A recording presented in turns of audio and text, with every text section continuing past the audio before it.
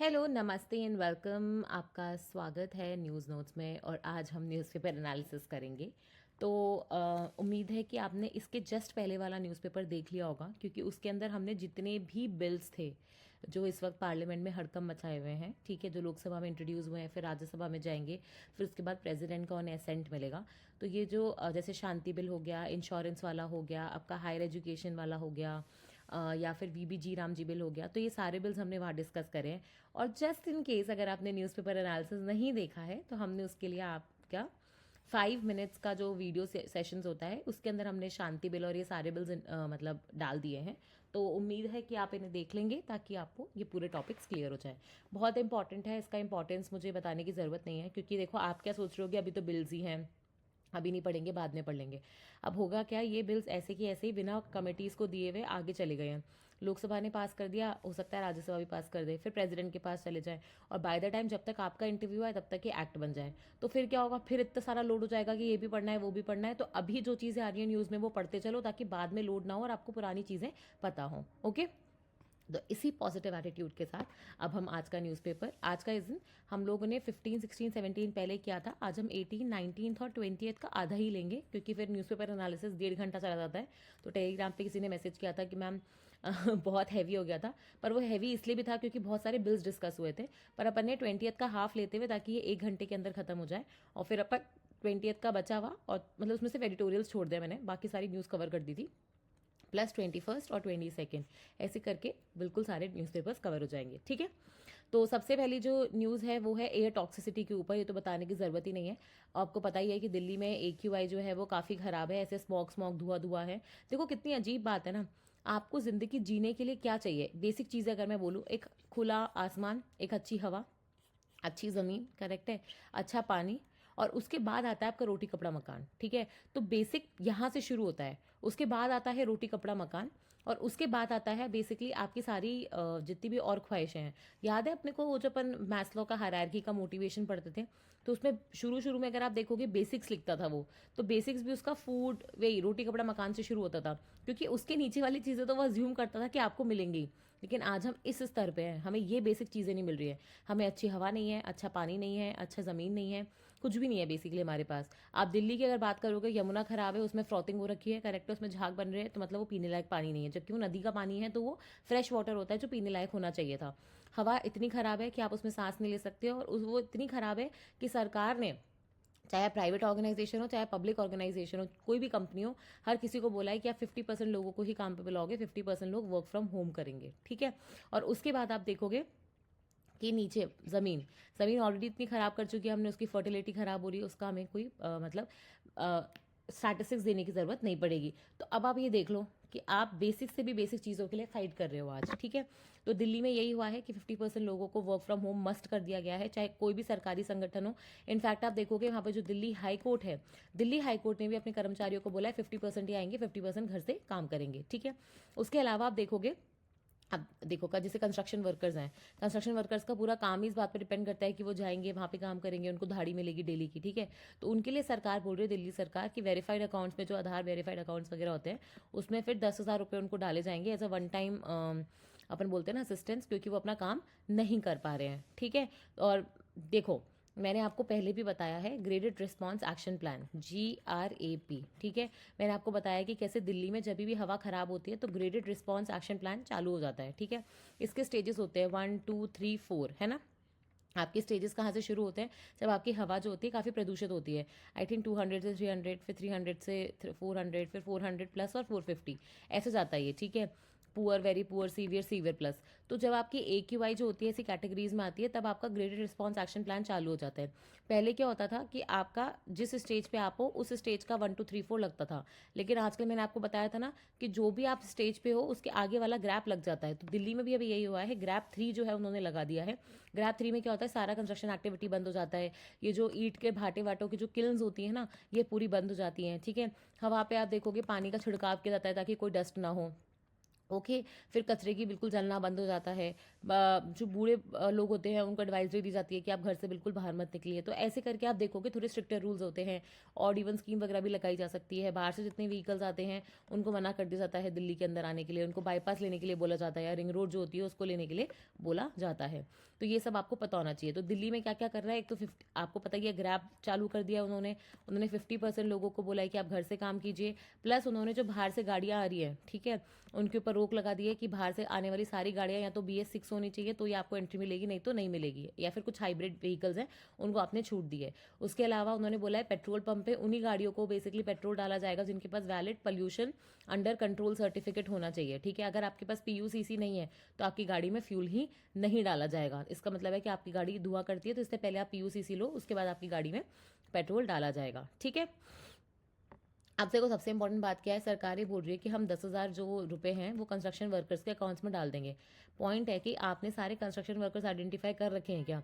तो सरकार ये बोल रही है कि करीबन 2.5 लाख के आसपास अगर आप देखोगे कंस्ट्रक्शन वर्कर्स अभी रजिस्टर्ड है दिल्ली के वेलफेयर बोर्ड के अंदर। ठीक है, बट आपको ये भी पता है कि हमारे यहाँ पे सारे वर्कर्स तो रजिस्टर्ड होते नहीं है। बहुत सारे जो कम से कम इसका 2 या 3 गुना ऐसे होंगे जो रजिस्टर्ड ही नहीं है, जो अनरजिस्टर्ड होते हैं। ठीक है, तो इसलिए आप देखोगे जो दिल्ली की चीफ मिनिस्टर है, सॉरी, रेखा गुप्ता जी, उन्होंने बोला है कि ये जितने भी वर्कर्स हैं उनका आइडेंटिफिकेशन करना, उनका रजिस्ट्रेशन करना और उसका वेरिफिकेशन करने वाला काम जारी है। ठीक है, और जैसे ही काम पूरा हो जाएगा तो 10,000 रुपये बेनिफिशरीज के खाते में सीधा DBT के थ्रू डाले जाएंगे। ओके, तो ये बहुत इंपॉर्टेंट है। और इसके बाद आपको सबसे पहले क्वेश्चन आना चाहिए, वो ये था कि मैम आपने जो 50% वर्क फ्रॉम होम वाली चीज़ बोली है, ये हॉस्पिटल्स पे भी अप्लाई होती है, इलेक्ट्रिसिटी विभागों पे भी अप्लाई होती है, फायर एम्बुलेंस और इन सब सर्विसेज पे भी होती है क्या? आंसर है नहीं, क्योंकि ये इमरजेंसी सर्विसेज के अंदर आती हैं, तो इनके अंदर नहीं है, क्योंकि अगर ये स्टाफ आधा हो गया तो बहुत दिक्कत हो जाएगी। ठीक है, तो यही चीज़ें जो मैंने अभी आपको बताई थी कि BS6 कंप्लाइंट अगर आपका प्राइवेट व्हीकल है तो ये दिल्ली में एंट्री मिल रही है, नहीं तो नहीं मिल रही है। अब सबसे इंपॉर्टेंट बात जो आपको पता होनी चाहिए वो ये है कि BH6 या फिर ये भारत स्टेज 6 है क्या? कभी भी पूछा जा सकता है। देखो प्री में तो पूछ चुके हैं UPSC के, ठीक है, RAS में भी मतलब बहुत ऐसा वो है कि कभी भी पूछा जा सकता है, और इंटरव्यू में तो पूछा जा ही सकता है। अब इसके लिए या तो आप 5 मिनट्स के वीडियो देख लेना, क्योंकि उसके अंदर हमने ऑलरेडी कवर कर दिया है भारत स्टेज नॉर्म्स। ठीक है, अगर वहाँ नहीं है तो अभी एक बार देख लेते हैं अपन भारत स्टेज होता क्या है। देखो दुनिया में ना, एक्चुअली यूरोप में उन्होंने एक शुरू किया था यूरो नॉर्म्स करके। ठीक है, ये क्यों होता है?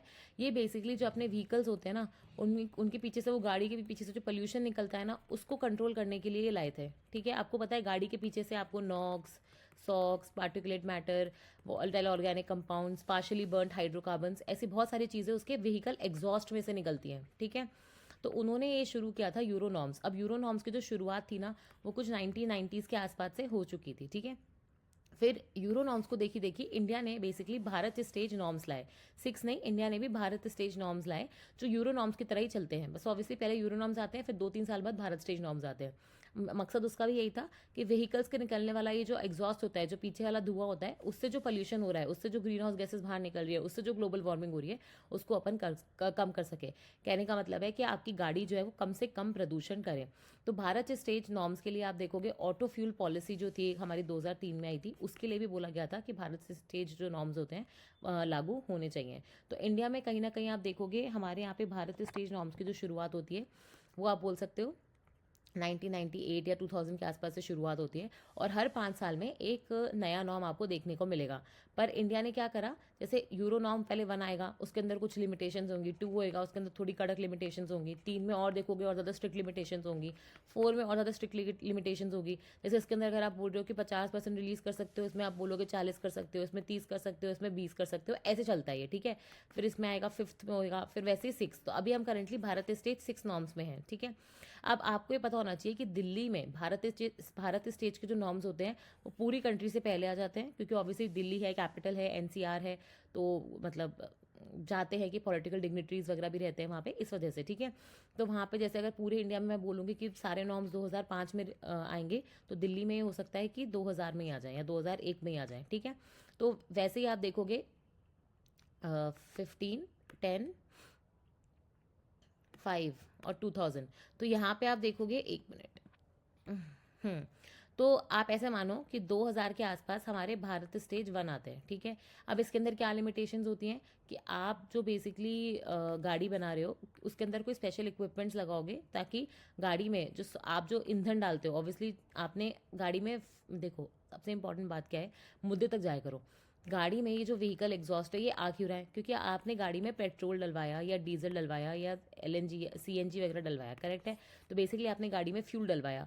अब ये जो फ्यूल है इसके अंदर कार्बन भी होता है, इसके अंदर हाइड्रोजन भी होता है, इसके अंदर सल्फर भी होता है, इसके अंदर नाइट्रोजन भी होता है, बहुत सारी चीज़ें। और जब ये फ्यूल का ऑक्सीडेशन होता है, ऑक्सीजन इसमें ऐड करते हैं, ठीक है, गाड़ी चलाने के लिए, तो इसमें क्या होता है कि आपके बाहर CO2 भी निकलता है ना, CO निकलता है, सॉक्स निकलता है, नॉक्स निकलता है, और बहुत सारे छोटे छोटे पार्टिकल्स भी निकलते हैं जिसको अपन पार्टिकुलेट मैटर कहते हैं, करेक्ट है। तो ये सारा आपका व्हीकल एग्जॉस्ट में निकलता है।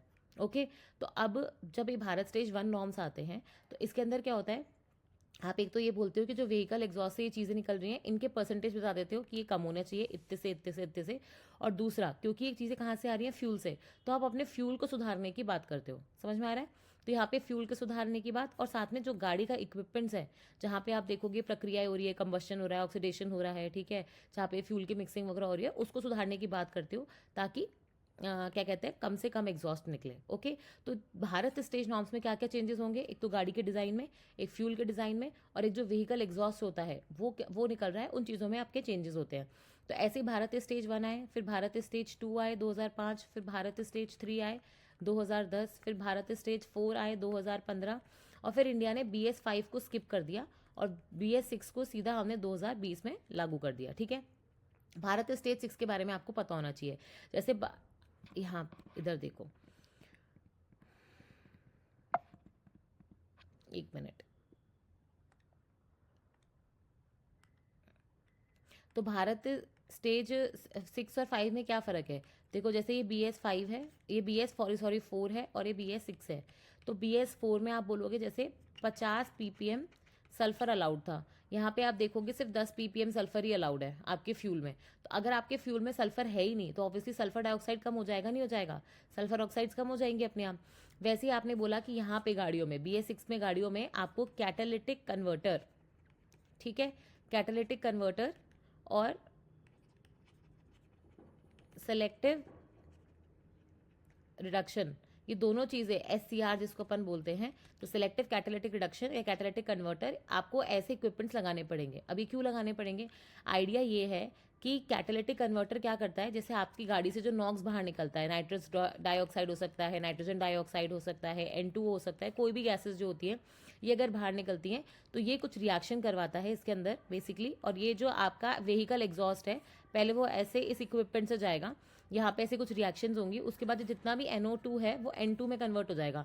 आपको पता है N2 नाइट्रोजन तो ऑलरेडी हमारे एटमॉस्फेयर में 71% है, और ये बेसिकली गैस जो होती है कुछ करती नहीं है, बस पड़ी रहती है वहाँ पे, ठीक है। तो ये ग्लोबल वार्मिंग भी नहीं करती है, एक ग्रीन हाउस गैस भी नहीं है, तो हमें फ़ायदा है। ये निकलेगी तो ग्रीन हाउस गैस है, इससे आप देखोगे अर्थ का टेम्परेचर बढ़ेगा, लेकिन इससे कुछ नहीं होगा। तो ये जो कैटालिटिक कन्वर्टर है ना, सिलेक्टिव कैटालिटिक रिडक्शन, इसके अंदर क्या होता है कि आप नॉक्स को नाइट्रोजन में कन्वर्ट करते हो, ताकि आपकी जो NO2 के एमिशंस हैं वो कम हो जाए। तो सल्फर के एमिशंस हमने यहाँ से कम कर दिए, NO2 के एमिशंस हमने यहाँ से कम कर दिए। वैसे यहाँ पे आप देखोगे पार्टिकुलेट मैटर को कम करने के लिए भी आप बेसिकली एब्जॉर्प्शन प्रोसेस करवाते हो, ताकि जो भी छोटे छोटे दाने हैं वो बेसिकली यहाँ पे मतलब एब्जॉर्ब हो जाएं, और बाहर जब आपका व्हीकल एग्जॉस्ट निकले तो बेसिकली उसमें पार्टिकुलेट मैटर होते हैं, जो पार्शियली बर्न्ड हाइड्रोकार्बन्स होते हैं वो कम हो। तो ऐसा कहा जाता है कि BS6 फ्यूल से लगभग 68% nitrogen, sulphur dioxide, NOx emissions, particulate matter, ये सब कम हो जाएगा। और जैसे ही ये सब कम होगा तो अपने आप आपकी ग्लोबल वार्मिंग कम हो जाएगी। तो ये था पूरा भारत स्टेज का नॉर्म्स। आप ये देख सकते हो BS6 में क्या फ़ायदा है ये पता होना चाहिए, नहीं तो दिक्कत हो जाएगी, ठीक है। तो ये पूरा आपका BS का चैप्टर था। अब यहाँ पे आप देख सकते हो कि एक आर्टिकल आया है, AK मेहता जी ने लिखा है, जो पहले चीफ सेक्रेटरी रह चुके हैं जम्मू कश्मीर के, और CPCB के भी एक्स चेयरमैन है। तो काफ़ी मतलब CPCB के अगर आप चेयरमैन रहे हो तो आपको पूरी इन एंड आउट फंक्शनिंग पता होगी। तो ये बोल रहे हैं कि दिल्ली की एयर को अगर साफ़ करना है ना, तो आपको दिल्ली स्पेसिफिक ही एक प्लान बनाना पड़ेगा। ऐसा नहीं है कि आप कोई भी जो जनरल प्लान बना के उसको वहाँ चिपका दो, ठीक है। वो ये बोल रहे हैं कि जो करंट प्लान बना रखा है ना वो बिल्कुल भी इनसफिशिएंट है, बिल्कुल भी सफिशिएंट नहीं है कि आप उससे जो दिल्ली का प्रॉब्लम है उसको मतलब सॉल्व कर सको, ठीक है। कैसे? यहाँ पे सबसे पहले तो वो बोल रहे हैं कि देखो दिल्ली में अपन क्या करते हैं, ये कर दो वो कर दो, लेकिन सबसे इंपॉर्टेंट बात क्या है, दिल्ली का खुद का ज्योग्राफी। ये मैंने आपको पहले भी बताया था दिल्ली के पोल्यूशन में, कि दिल्ली जो है वो पहाड़ों से घिरा हुआ है आजू बाजू, ठीक है। तो बाकी पहाड़ों के कंपैरिजन में एक लो लाइंग एरिया है, वैली टाइप का एरिया मान लो। तो जो भी हवा वहाँ पे आती है फिर वो बीच में अटक के रह जाती है, वो फंस जाती है वहाँ पे, ठीक है। तो इसलिए क्या होता है, खुद ही से यहाँ से पोल्यूशन निकला और वो पोल्यूशन यहाँ पे वापस टिका हुआ है, तो वो अपनी टॉक्सिसिटी से खुद परेशान है। दूसरा आप देखोगे, यहाँ पे आपको आपने बार बार सुना होगा टेम्परेचर इन्वर्जन जैसी चीज़ हो जाती है, ठीक है। एक है ना, ढक्कन जैसा बन जाता है कि नीचे जो है वो गर्म हवा जो है वो ठंडी हवा से ट्रैप हो रही है। तो इस वजह से क्या नीचे की ठंडी हवा जो है वो ऊपर गर्म हवा से ट्रैप हो रही है। तो इससे क्या होता है बेसिकली कि ये हवा जो है वो मूवमेंट नहीं होता है, टेम्परेचर इन्वर्जन हो जाता है, ठीक है। तो इस वजह से पोल्यूटेंट्स हैं वहाँ फंसे रह जाते हैं, वो निकल नहीं पाते हैं, ठीक है। तो और तीसरी चीज़ क्या है, सबसे इंपॉर्टेंट बात, ग्रैप। आपने ग्रैप लगाया तो है, लेकिन जब चीज़ें हाथ से निकल जाती है ना उसके बाद लगाते हो। तो अब वो बोल रहे हैं कि सरकार ने बिल्कुल सही किया है कि अगर आपकी कंडीशन स्टेज 2 वाली है तो आपने पहले ही स्टेज 3 लगा दिया। इससे क्या होगा कि आप पहले से ही और एक्टिविटीज़ कम कर दोगे, जिनकी वजह से हो सकता है कि दिल्ली का पोल्यूशन और ख़राब हो सकता था। तो अब ये जो राइटर है वो ये बोल रहे हैं कि हमें बेसिकली कंट्रोल से प्रिवेंशन की तरफ जाना है, ठीक है। हमें बेसिकली पार्शल नहीं, हमें कंप्लीट सोल्यूशन ढूंढने पड़ेंगे। हमें बेसिकली जो सारे आंसर्स है वो लेबोरेटरी में नहीं मिलेंगे, बल्कि हमें प्रैक्टिकल कंडीशंस को लेते हुए आंसर्स ढूंढने पड़ेंगे। हमें एआई, आईओटी, सैटेलाइट डेटा, इन सब का यूज़ करना पड़ेगा, ठीक है। हमें स्ट्रिक्टली देखो, सबसे इंपॉर्टेंट बात क्या है, आप बोलते हो डीजल जनरेटर्स जो होते हैं, डीजी सेट्स जो होते हैं दिल्ली में बंद हो जाते हैं जब ग्रैप 3 लग जाता है। डीजी सेट्स लगाने की ज़रूरत ही क्यों पड़ रही है? आपने कभी यूएस वगैरह में सुना है कि वो जनरेटर लगाते हैं? नहीं, क्यों? क्योंकि वहाँ पे रिलायबिलिटी है कि आपको इलेक्ट्रिसिटी 24 घंटे आएगी। तो ये राइटर भी वही कह रहे हैं कि जब आप रिलायबल एनर्जी सबको दोगे तो डीजी सेट्स लगाने की जरूरत ही नहीं पड़ेगी, और जब डीजी सेट्स लगेंगे ही नहीं तो पोल्यूशन भी नहीं होगा। वैसे ही जो रोड और कंस्ट्रक्शन साइट्स हैं उनको आप इतना लेट क्लीन करते हो, 2 हफ्ते में क्लीन कर रहे हो, तो उनको 2-2 दिन में, 3-3 दिन में क्लीन करो ना, और उन पर पानी छिड़को, ताकि वो जो डस्ट पार्टिकल्स है वो हवा में जाए ही नहीं। जब वो जाएंगे ही नहीं तो काम सारे हो जाएंगे, ठीक है। लैंडफिल्स की बर्निंग करते हो, भाई ऐसा क्यों है? जब ग्रैप लगाए तभी लैंडफिल्स जो हैं उनको जलाना बंद करते हैं, पहले भी मत जलाओ ना। पहले का अगर प्रदूषण उसमें भर दोगे तो वो कभी ना कभी तो आपको आके नुकसान करेगा, ठीक है। तो बेसिकली आपको अकेडमिया, साइंस, गवर्नमेंट सबको मिलकर साथ में काम करना पड़ेगा, है ना। और सबसे इंपॉर्टेंट बात है कि कोई भी चीज़ बिना इन्फोर्समेंट के नहीं होगी, आपको इन्फोर्समेंट अपनी चीज़ करवानी पड़ेगी, ठीक है। अब आते हैं हम वेरी वेरी इंपॉर्टेंट चीज़ पे, वो है इंडिया के प्राइम मिनिस्टर मोदी जी तो थे, आपको पता है 3 कंट्रीज़ को विजिट करा है। एक तो जॉर्डन, एक आप देखोगे इथोपिया, और एक ओमान, है ना। और आपको पता ही है कि जहाँ भी वो जाते हैं छा जाते हैं। तो ये आप देखोगे इथोपिया के जो प्राइम मिनिस्टर हैं अबे अहमद अली, वो इथोपिया का जो हाईएस्ट सिविलियन ऑनर होता है, ठीक है, वो मोदी जी को पहना रहे हैं। और इथोपिया और इंडिया, देखो इथोपिया हमारे लिए क्यों सबसे पहले तो इम्पॉर्टेंट है। तो अगर आप अफ्रीका देखोगे तो वो लगभग ऐसे आता है, करेक्ट है, ऐसा दिखता है अपना अफ्रीका। और इथोपिया जो होता है ना वो बेसिकली यहाँ पे आता है। और इथोपिया की कैपिटल क्या है? अडीस अबाबा, ठीक है, बहुत इंपॉर्टेंट है। तो इथोपिया जो है वो अफ्रीका का बहुत इंपॉर्टेंट हिस्सा है और अफ्रीकन यूनियन को कहीं ना कहीं से तरीके से लीड करता है। और आज के टाइम पे जब इंडिया जो है ग्लोबल साउथ की बातें कर रहा है, अफ्रीकन यूनियन को उसने G20 में लिया है, तो उसके लिए आप देखोगे इंडिया और अफ्रीका की और इंडिया इथोपिया की पार्टनरशिप बहुत इंपॉर्टेंट है। तो इथोपिया के जो प्राइम मिनिस्टर उन्होंने खुद कहा कि इंडिया और इथोपिया रीजनल पार्टनर्स हैं, नेचुरल पार्टनर्स हैं, जो पीस, स्टेबिलिटी, मल्टीपोलैरिटी, है ना, सिक्योरिटी, कनेक्टिविटी, इन सभी चीज़ों में साथ में आना चाहते हैं, ओके।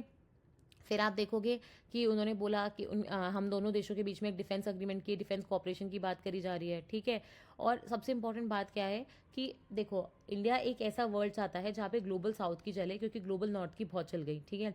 इंडिया एक ऐसा वर्ल्ड चाहता है जो कि फेयर हो, जहाँ पे टेक्नोलॉजी हो लेकिन वो सबके लिए एक्सेसिबल हो। ऐसा नहीं है कि कुछ कंट्रीज़, कुछ ऑर्गेनाइजेशंस, कुछ लोगों के पास वो पूरा एक्सेस हो, ठीक है। जहाँ पे देशों की जो सॉवेनिटी है वो रिस्पेक्ट की जाए। भाई आपकी मर्जी है, आपको अलायंस ज्वाइन करना चाहते हो नहीं करना चाहते हो, लेकिन आपकी सॉवेनिटी को रिस्पेक्ट किया जाए। एक जहाँ पे पीस जो हो वो बेसिकली सबको मिल सके, ओके। तो इंडिया जो है बेसिकली ऑब्वियसली इंडिया और इथोपिया के बीच में टेक्नोलॉजी, ट्रेड, फाइनेंस, कल्चर, है ना, सभी चीज़ों को लेके बातचीत हुई। साथ में आप देखोगे मोदी जी ने तो वहाँ पे एक पेड़ माँ के नाम कैंपेन में इथोपिया की प्राइम मिनिस्टर से भी पेड़ लगवाया है, ठीक है। फिर आप देखोगे ओमान में क्या क्या हुआ है। तो ओमान सबसे पहले आपको पता होना चाहिए ये है अपना वो वाला रीजन, जैसे यहाँ पे ये अफ्रीका वाला हो गया और यहाँ से आपका ये ईरान आ गया, तो ये ईरान हो गया, यहाँ पे अफ्रीका हो गया। तो ये बीच में जो पूरा हिस्सा आता है इसको अपन बोलते हैं गल्फ कंट्रीज़। गल्फ कंट्रीज़ में कौन कौन आता है? ये सऊदी हो गया, यहाँ पे येमेन हो गया, ये आपका ओमान हो गया, यहाँ यूएई हो गया, ठीक है। फिर यहाँ पे कतर, बहरीन और यहाँ पे कुवैत। तो 1 2 3 4 5 6, तो ये 6 कंट्रीज़ जो होती हैं, यमन को छोड़ दो, इनको अपन गल्फ कॉपरेशन काउंसिल का भी मेंबर बोलते हैं।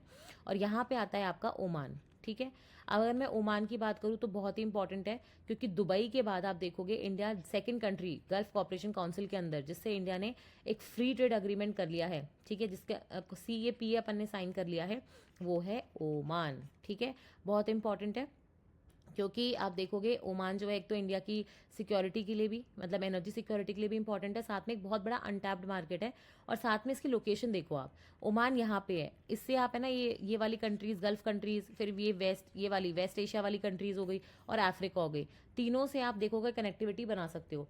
तो इनफैक्ट आप देख सकते हो कि फ्री ट्रेड अग्रीमेंट अगर इकोनॉमिक पर्सपेक्टिव से नहीं, तो पॉलिटिकल पर्सपेक्टिव से, जियो स्ट्रैटेजिक लोकेशन की तरफ से बहुत इंपॉर्टेंट है। कल ही अपन ने पढ़ा था न्यूज़ में कि कैसे फ्री ट्रेड अग्रीमेंट्स जो होते हैं वो आजकल इकोनॉमिक ना रह के बहुत ज़्यादा पॉलिटिकल इन नेचर हो चुके हैं। एनीवे, ठीक है, तो ये वाला चीज़ हो जाएगा। तो इन्होंने अग्री किया है कि 98% आइटम्स पे ये लोग जो टैरिफ है वो बिल्कुल कम कर देंगे। इससे क्या होगा, ओमान का मार्केट जो है वो इंडिया के लिए खुल जाएगा।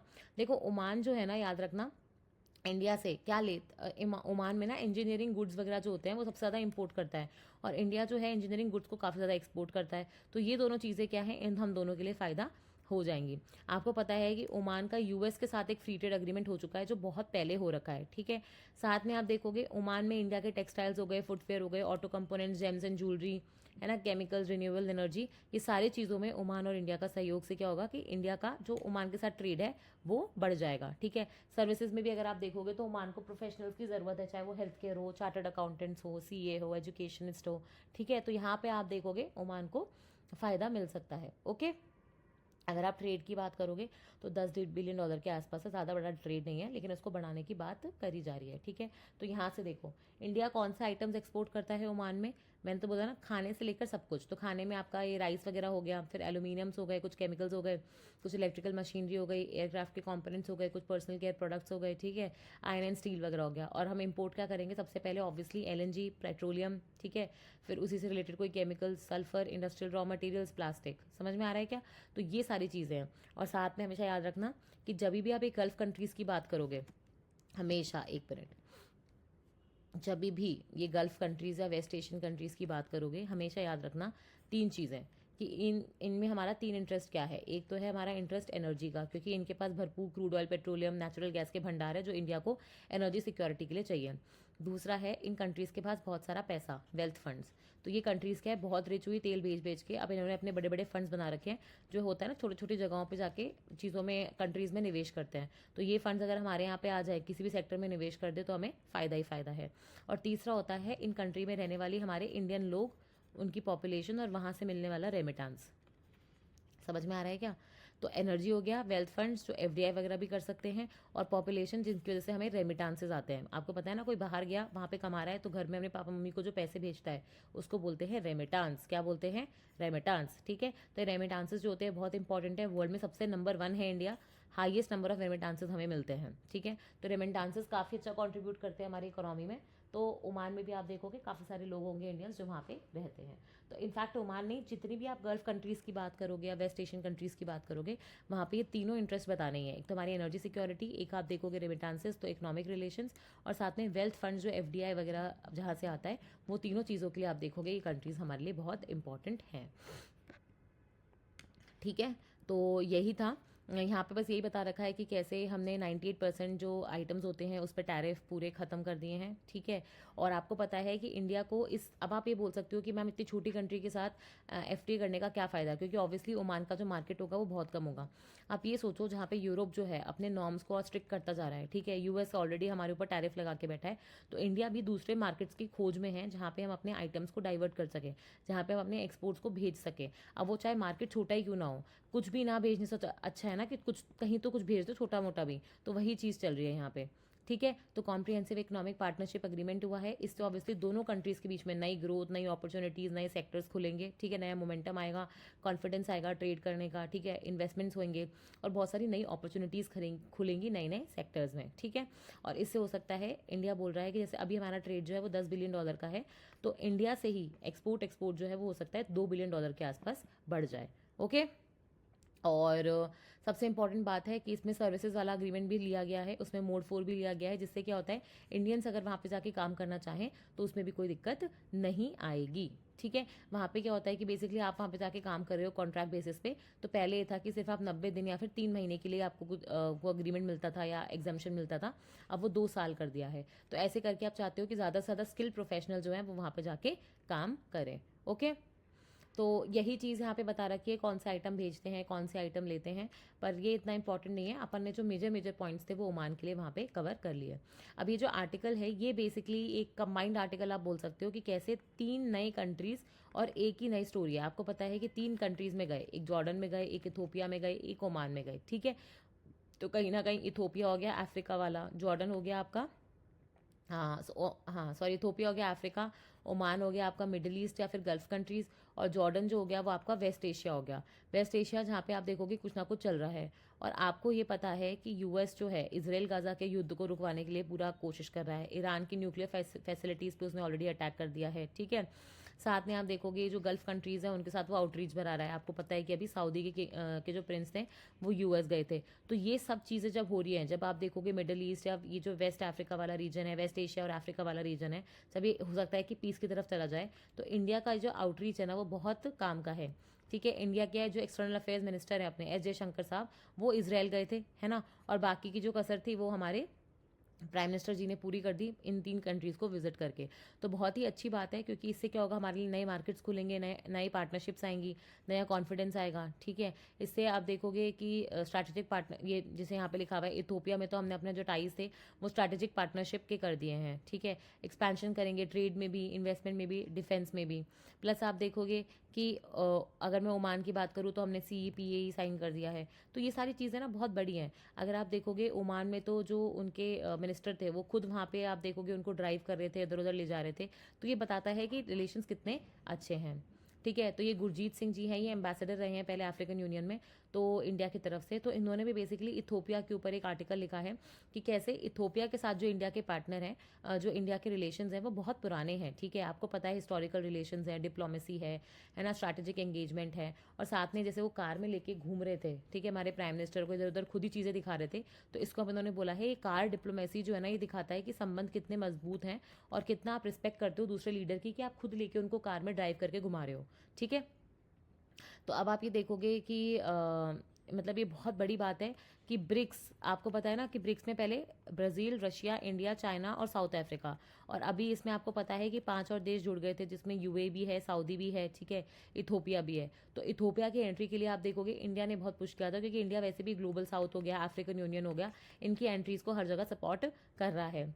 ओके, तो यहाँ पे आप देखोगे कि जो अपनी विजिट हुई है इथोपिया के साथ, तो यहाँ पे मैंने आपको पहले ही बताया कि हमारी जो पार्टनरशिप है उसको स्ट्रैटेजिक पार्टनरशिप का दर्जा दे दिया, और बोला है कि एजुकेशन हो, चाहे इकोनॉमिक हो, चाहे साइंस एंड टेक हो, डिफेंस हो, है ना, डेवलपमेंट हो, हर जगह हम कुछ ना कुछ साथ में मिलकर काम करेंगे। ठीक है, इथोपिया में भी आप देखोगे हमने बहुत सारे वेपन भेजे थे, डिफेंस की ट्रेनिंग वगैरह भी दी है, तो उसके लिए भी, कैपेसिटी बिल्डिंग के लिए भी हमें याद किया जाता है। प्लस आप देखोगे अफ्रीका से आने वाले स्टूडेंट्स को हम स्कॉलरशिप्स ऑफर करते हैं, आई-टेक के अंदर वहाँ पे भी आप देखोगे काम करवाते हैं। तो ये सब चीज़ों के चलते आप देखोगे इंडिया और इथोपिया के रिलेशंस काफ़ी अच्छे हैं। ये वही है, फिर ओमान को लेके ये न्यूज़ थी कि कैसे ओमान की लोकेशन इतनी इंपॉर्टेंट हो जाती है, क्यों ड्यूटी फ्री प्रोडक्ट्स की हमें ज़रूरत है, और 98% जो प्रोडक्ट्स हैं उस पर ये काटा गया है। तो ये अपन ने ऑलरेडी देख लिया। तो अल्टीमेटली आपको क्या पता होना चाहिए, जॉर्डन है ना, आपको जियो याद करना है। जॉर्डन है, इथोपिया है और ओमान है। क्या है, जॉर्डन है, इथोपिया है, ओमान है। इथोपिया के साथ हमने स्ट्रैटेजिक पार्टनरशिप करी है, ओमान के साथ हमने CEPA किया है, और जॉर्डन के साथ ऐसा नहीं है, बस मुलाकात हुई थी। ठीक है, तो स्ट्रैटेजिक पार्टनरशिप है, CEPA, और यहाँ से आप देखोगे एक तरीके से अग्रीमेंट्स हुए हैं अलग अलग सेक्टर्स में। तो जियो हमें याद करना है। ठीक है, अब ये एक कल की न्यूज़ थी इंश्योरेंस सेक्टर को लेके, क्योंकि कल अपन ने एक इंश्योरेंस बिल पढ़ा था, तो वहाँ पे मैंने आपको बोला था कि इंडिया अगर पूरे वर्ल्ड में 7% है इंश्योरेंस, तो हमारे यहाँ पे आप देखोगे 3.5% के आसपास ही है, मतलब हमें डबल के आसपास जाना है।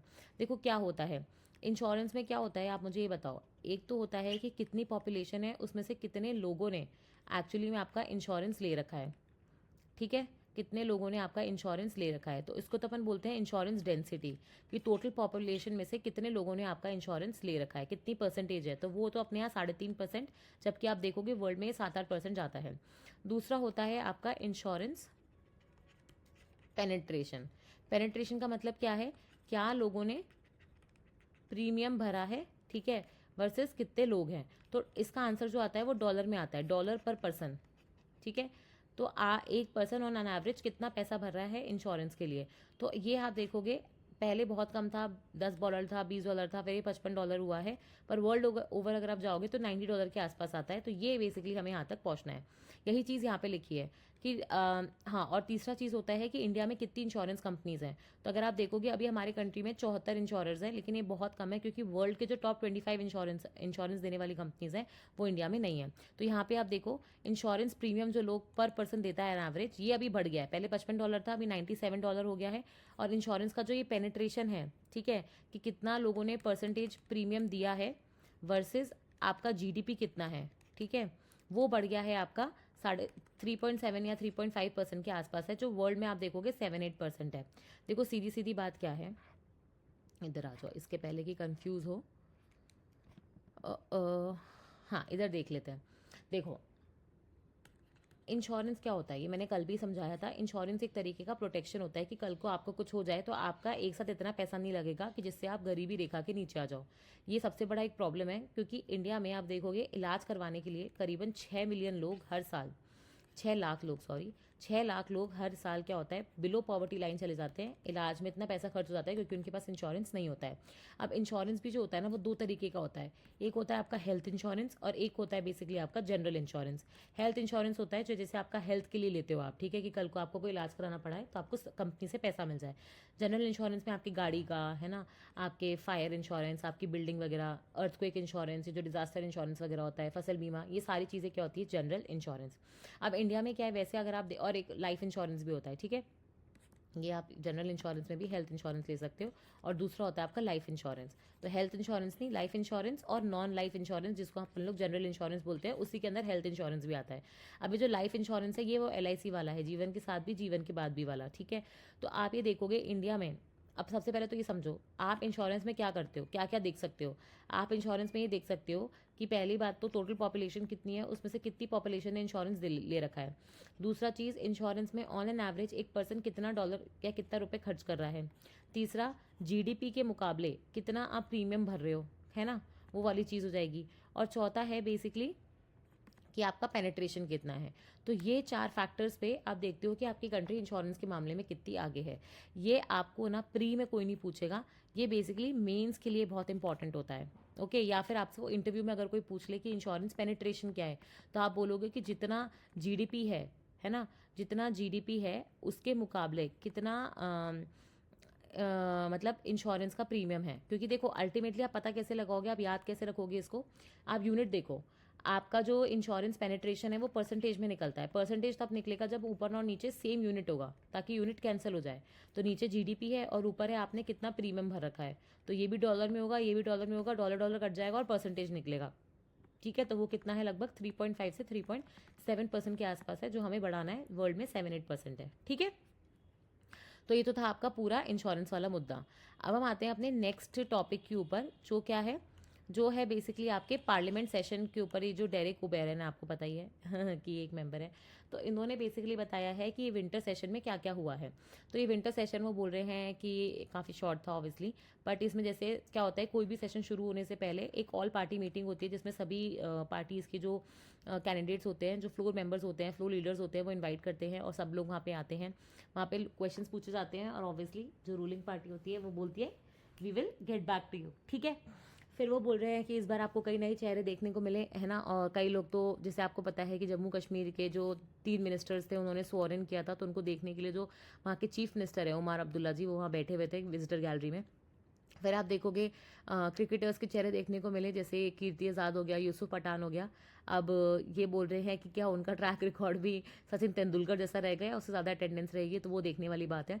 इस सेशन में कोई भी कॉलिंग अटेंशन मोशन नहीं लिया गया। अब कॉलिंग अटेंशन मोशन क्या है, इसको समझाने के लिए पहले आप ये समझो कि पार्लियामेंट में प्रोसीडिंग्स होती कैसे हैं, ये सेशंस क्या हैं, सिटिंग्स क्या हैं, है ना, ये बेसिक बेसिक चीज़ें होती हैं। देखो सबसे पहले तो आपको पता है कि इंडिया का जो पूरा हमारा एग्जीक्यूटिव सिस्टम है ना, हमारे यहाँ पे 3 ऑर्गन्स है, एक है एग्जीक्यूटिव, ठीक है, एक है आपका लेजिस्लेचर और एक है आपका जुडिशरी। जुडिशरी लेजिस्लेटिव और एग्जीक्यूटिव से बिल्कुल अलग है, क्योंकि इसका सिस्टम ही अलग है। Lower court, high court, supreme court ऐसे चलता है, ये इंटीग्रेटेड है और इंडिपेंडेंट है।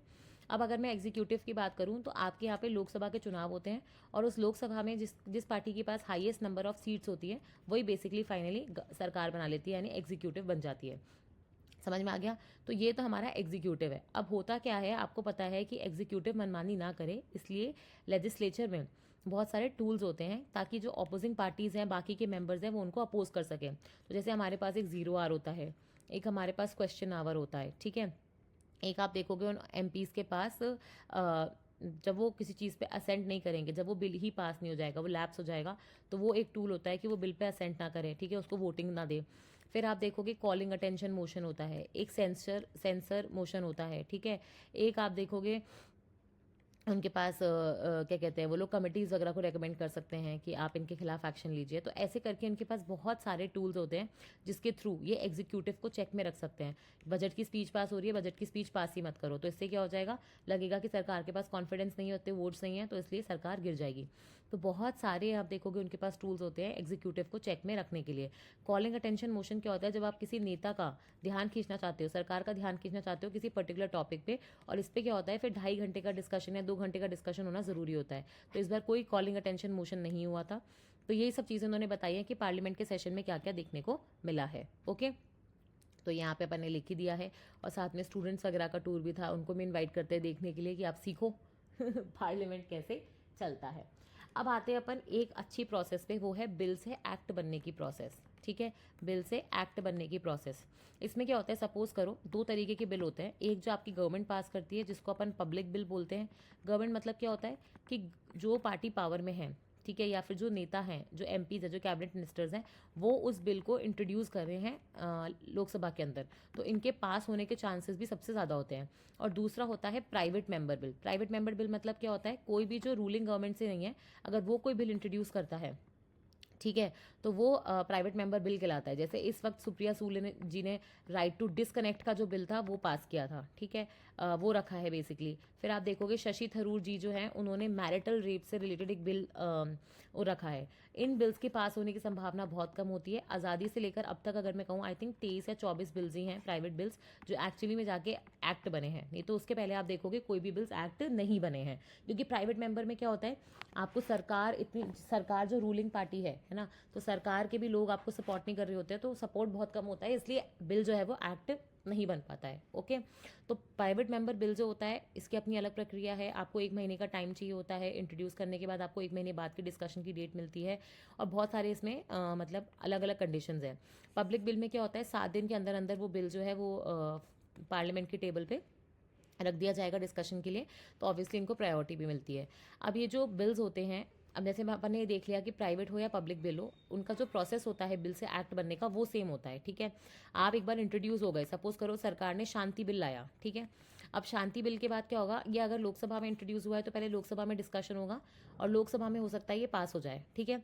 फिर उसके बाद क्या होता है, ये जो बिल होता है वो राज्यसभा जाएगा, फिर राज्यसभा में डिस्कशन हुआ, वहाँ से पास हो गया, और उसके बाद ये प्रेसिडेंट के पास जाएगा, जिसके जो फिर उसके बाद अगर इन्होंने भी इसको मंजूरी दे दी तो फिर जाके ये एक्ट बनेगा। अब ये जो अलग अलग स्टेजेस है ना, यहाँ पे अलग अलग चीज़ें हो सकती है। फॉर एग्जाम्पल लोकसभा में जब ये इंट्रोड्यूस हुआ तो हो सकता है कि वहाँ पे इस बिल को फिर एक जॉइंट पार्लियामेंट्री कमेटीज़ नहीं होती हैं, या पार्लियामेंट्री जो कमेटीज़ बनाई होती हैं उनके पास भेज दें स्टडी करने के लिए। फिर वहाँ से जब आप देखोगे कुछ रेक्टिफिकेशंस वगैरह आएंगे, फिर से सरकार मॉडिफाई करके इसको इंट्रोड्यूस करेगी। हो सकता है फिर से लोकसभा में ये पास हो जाए। फिर गया ये राज्यसभा में, तो राज्यसभा के पास भी खुद की कमेटीज़ हैं, या फिर हो सकता है कि राज्यसभा के वापस से मिला के एक कमेटी बना दे अगर उसको लगे कि बिल थोड़ा इंपॉर्टेंट और ज़्यादा डिस्कशन की ज़रूरत है। फिर से ये बिल आएगा, फिर से आप देखोगे राज्यसभा हो सकता है इसको पास कर दे, नहीं तो राज्यसभा जो होता है वापस से बिल लोकसभा को भेज दे, ठीक है, या पास ही ना करे तो ये बिल वापस से लोकसभा के पास चला जाए कि आप इस पे सोचो, फिर से पास करो। तो यहाँ पे ना बहुत सारी प्रक्रियाएं होती हैं। ऐसा नहीं है कि जो भी बिल इंट्रोड्यूस किया है सारे बिल्स ही एक्ट बन जाएंगे, पर जनरली क्या होता है कि अगर एक ही पार्टी की मेजोरिटी है लोकसभा में भी और राज्यसभा में भी, तो लोकसभा से भी पास हो जाता है, राज्यसभा से भी पास हो जाता है। और प्रेसिडेंट तो फिर आपको पता ही है कि वो खुद ही जो होता है मतलब प्रेसिडेंट भी कहीं ना कहीं आपको पता ही है कि उसमें जो वोटिंग होती है उसमें एमपीज़ और एमएलएज ही बैठते हैं। तो जनरली जो रूलिंग पार्टी होती है प्रेसिडेंट उनको सपोर्ट ही करते हो, तो प्रेसिडेंट अगर कोई बिल बहुत ही ज़्यादा कंट्रोवर्शियल ना हो तो बिल जो है वो भी एक्ट बन जाता है। ठीक है, तो ऐसे ये पूरी प्रोसेस होती है, लंबी प्रोसेस होती है, इतना आसान नहीं होता है। ओके, अभी कुछ विंटर सेशन से रिलेटेड आपके फैक्ट्स आए थे कि विंटर सेशन जो है उसमें प्रोडक्टिविटी जो थी वो बढ़ गई है, लेकिन आप देखोगे नंबर ऑफ डेज जिसके लिए ये बैठा था 15 ही सिटिंग्स हुई हैं, बहुत ही कम है ये। और प्रोडक्टिविटी इतनी थी, इसमें आप देखोगे 15 सिटिंग में मतलब 100 घंटे से भी कम में एक्चुअली पूरा डिस्कशन हुआ है। कितने बिल्स आप देखोगे कि पार्लियामेंट्री कमेटीज़ को दिए गए, बहुत कम है। कितने बिल्स पे एक्चुअली में डिस्कशन हुआ, बहुत कम है। कितने बिल्स पे आप देखोगे उनको रोका गया ये बोल के कि आगे उन पे काम किया जाएगा, वो भी बहुत कम है। तो यहाँ पे देखो 8 बिल्स जो थे वो पास हो चुके हैं। एक तो वीबी रामजी बिल है, एक शांति बिल है, एक आपका वो इंश्योरेंस वाला बिल है, एक सेंट्रल एक्साइज वाला है, एक हेल्थ इंश्योरेंस है, नेशनल सिक्योरिटी सेस वो टोबैको वाला, ठीक है, एक सप्लीमेंट्री डिमांड्स फॉर ग्रांट्स वाला है, एक मणिपुर का जीएसटी बिल है। तो ये आप देखोगे पास हो चुके हैं। अब इसी के साथ साथ आप देखोगे सेबी के जो बोर्ड है, सेबी में कुछ चेंजेस करने की बात करी जा रही है।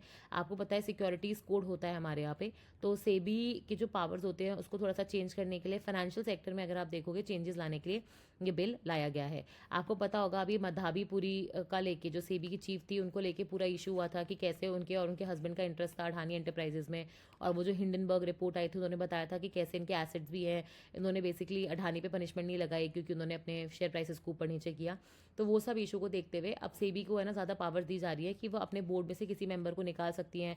कॉन्फ्लिक्ट ऑफ इंटरेस्ट कम होगा, इनको ज़्यादा आप देखोगे डिस्क्लोज करना पड़ेगा इनको, और इनके फैमिली मेंबर्स का अगर कोई पर्सनल इंटरेस्ट है तो वो भी बताना पड़ेगा, और ऐसे कोई केस है तो वहाँ से रिक्यूजल भी लेना पड़ेगा। ठीक है, तो ये सारी चीज़ों को देखते हुए वो हो जाएगा। फिर ऑब्वियसली इन्होंने 2 तरीके का है कि अगर आप वो होता है ना मार्केट में कुछ ऊपर नीचे करते हो, कुछ ऐसे हरकतें करते हो, तो 2 तरीके के ऑफेंसेस होते हैं। एक होते हैं सिविल ऑफेंसेस जिसमें आपको सिर्फ पेनल्टी लगती है, और एक होते हैं क्रिमिनल ऑफेंसेस जिसमें आपको जेल भी हो सकता है।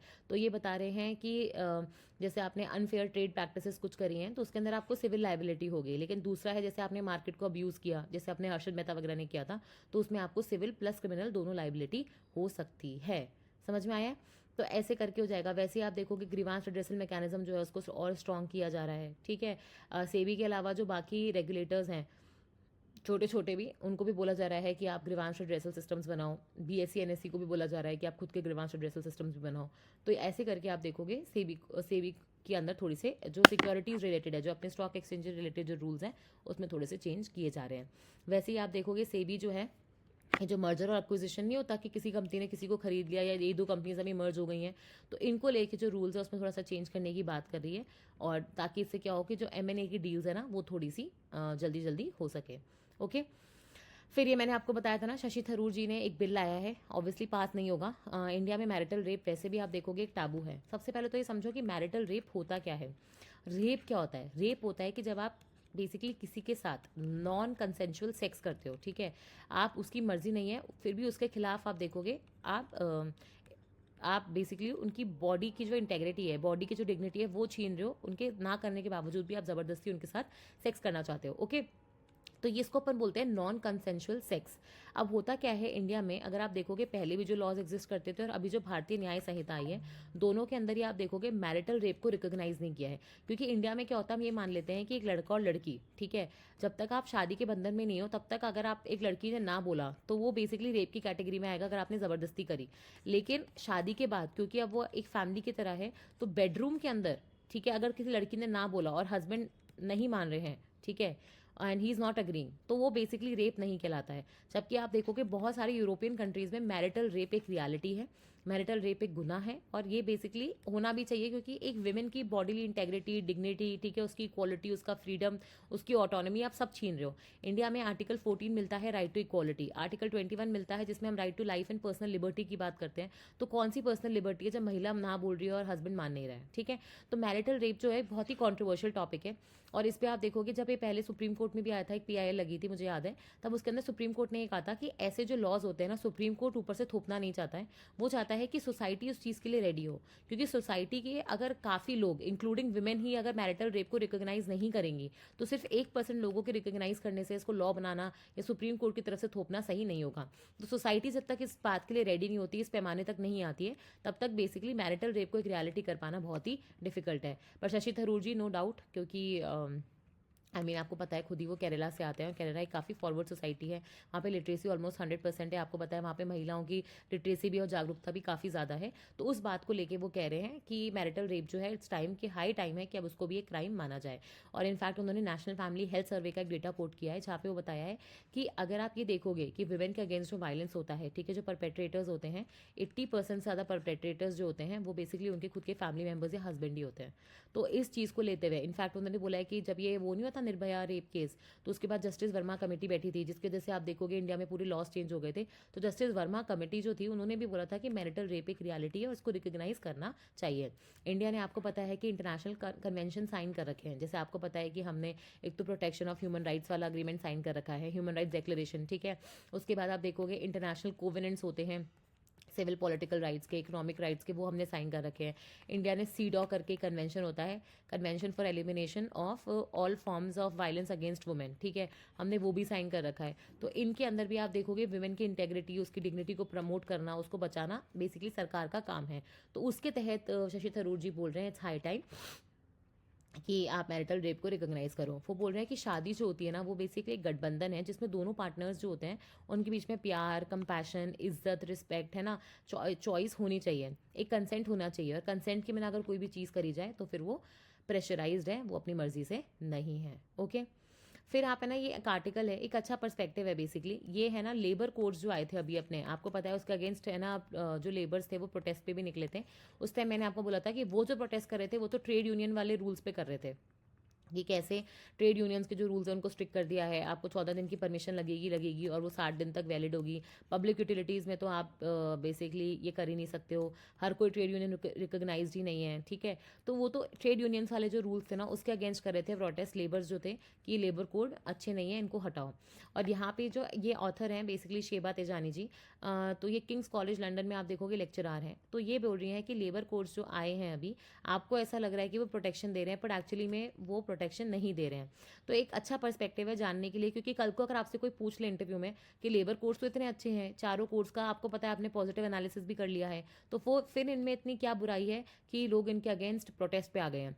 तो यहाँ पे आप ये वाले पॉइंट्स मेंशन कर सकते हो। जैसे पहला जो उन्होंने बोला है कि जो सोशल सिक्योरिटी फंड बनाने की बात करी जा रही है, बोल रहे हैं कि ऐसे फंड तो पहले भी इस्टेब्लिश करने की बात करी गई थी, लेकिन इसमें फंडिंग आएगी कहाँ से, वो सोर्स आपने बहुत वेग रखा है, वो क्लियर नहीं है। और जब चीज़ें वेग होती है ना, इसका मतलब है कि वो ऑन ग्राउंड धरातल पे उतरेंगी नहीं। जैसे वो बोल रहे हैं कुछ पैसा सरकार देगी, 1 से 2% जो होगा, जहाँ पे सिर्फ गिग वर्कर्स या प्लेटफॉर्म वर्कर्स इन्वॉल्व है, तो वहाँ पे ये ओला उबर जैसी कंपनीज देंगी जो 5% से ज़्यादा नहीं कॉन्ट्रीब्यूट करेंगे उनके नेट रेवेन्यू का। फिर आप देखोगे कुछ पैसा जो होगा वो CSR से आएगा, कुछ पैसा लोग डोनेशन से देंगे। कितना क्वांटम होना चाहिए, कितना परसेंटेज होना चाहिए, बोला ये ऐसी वेगनेस के अंदर तो कभी भी आप वो बोल रहे हैं कि ये चीज़ें सक्सेसफुल नहीं हो पाएंगी। दूसरा वो बोल रहे हैं कि आप लेबर स्टैंडर्ड्स की बात करते हो, इंडस्ट्रियल रिलेशंस की बात करते हो, तो ट्रेड यूनियन वाला पॉइंट अपन ने देख ही लिया कि क्योंकि ट्रेड यूनियन जो होता है उसको बहुत स्ट्रिक्ट कर दिया है। इनफैक्ट जो ट्रेड यूनियंस जहाँ पे खुद को रजिस्टर कर दी थी, उस रजिस्ट्रार को पावर दे दी कि अब आप ट्रेड यूनियंस को डी रजिस्टर भी कर सकते हो, ठीक है। अगर आपने कोई रूल्स या कोई कोड तोड़ दिया तो वो आपको डी रजिस्टर भी कर सकते हैं। अब इसमें क्या होता है, ये तो बहुत ही ब्रॉड सिचुएशन है, ये जो डी रजिस्ट्रेशन हो जाएगा तो ऑटोमेटिकली आपकी स्ट्राइक्स और आपका यूनियन जो है वो इलीगल हो जाएगा। तो ऑब्वियसली इससे जो उनकी पावर है, बार्गेनिंग पावर, वो कम हो रही है। तीसरा आप देखोगे, आपने बात करी है फिक्स टर्म एम्प्लॉयमेंट की, वो बोल रही हैं कि एक ऐसा देश, ठीक है, जहाँ पे परमानेंट एम्प्लॉयमेंट बढ़ना चाहिए, वहाँ पे आप contractual employment, fix term employment बढ़ा रहे हो, ठीक है।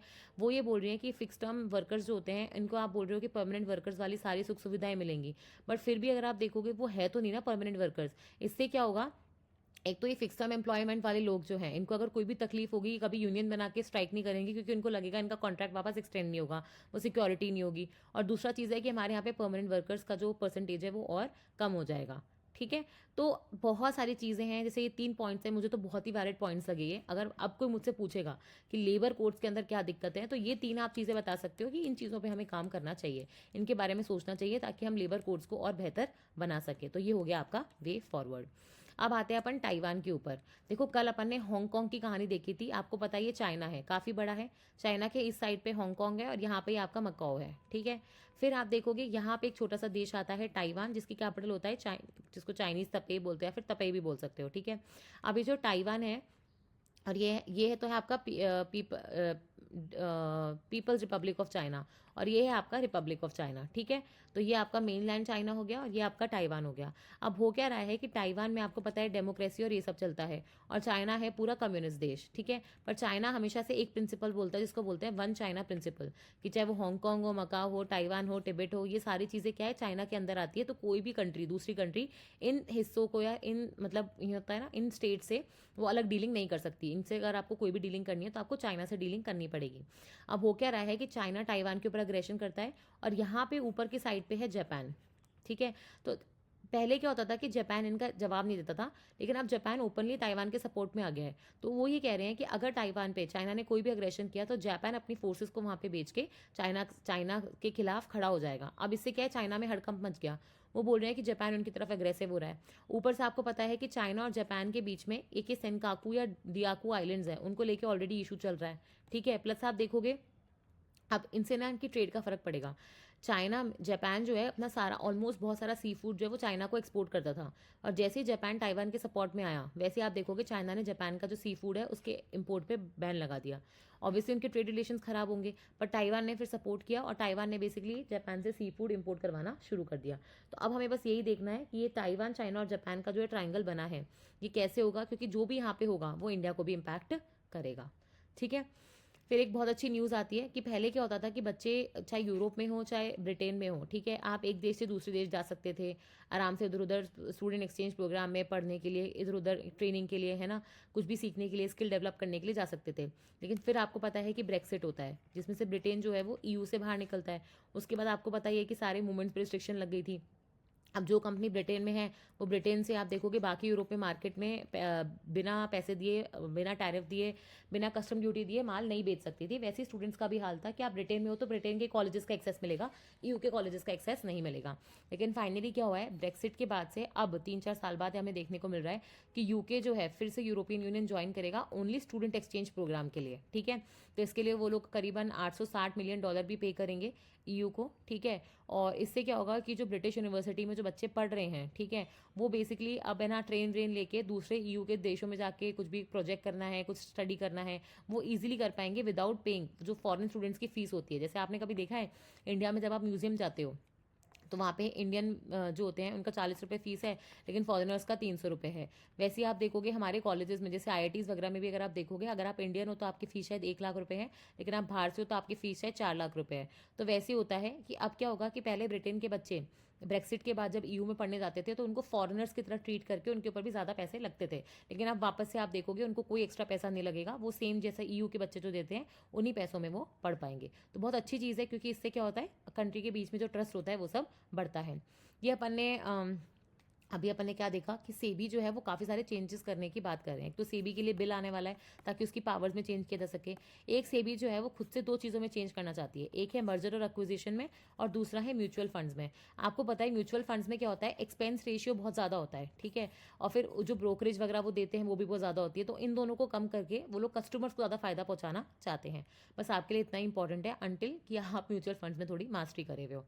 ठीक है, फिर ये आरबीआई गवर्नर संजय मल्होत्रा जी हैं, इन्होंने एक बहुत अच्छी चीज़ बोली थी, मैंने आपको पहले भी बताया था कि इस वक्त इंडिया जो है वो गोल्डी लॉक जोन में है। ठीक है, क्योंकि हमारे यहाँ पे इन्फ्लेशन जो है बहुत ही कम है, कंट्री की जो जीडीपी ग्रोथ रेट है वो बहुत ही ज़्यादा है, अमेजिंग है, क्योंकि 7-8% पे चल रहा है। ठीक है, और इस वजह से वो बोल रहे हैं कि जो इंडिया ने अभी रेपो रेट कट किया है, ठीक है, जो मॉनेटरी पॉलिसी कमेटी ने जो रेपो रेट कट किया है अब वो 5.25% पे है। वो बोल रहे हैं जो रेपो रेट्स है बहुत लंबे समय तक कम ही रहने वाली है, क्योंकि इन्फ्लेशन अंडर कंट्रोल है, जीडीपी बहुत ज़्यादा है। तो इंडिया बेसिकली जस्ट मतलब गोल्डी लॉक जोन क्या होता है, जब आपकी इकोनॉमी जस्ट राइट है, ना वो ज़्यादा ओवर हीटेड है ना ही वो ज़्यादा आप देखोगे स्लो कर रही है, तो एकदम परफेक्ट सिचुएशन में है कि ग्रो भी कर रही है, इन्फ्लेशन भी अंडर कंट्रोल है और इंटरेस्ट रेट्स भी मैनेजेबल हैं।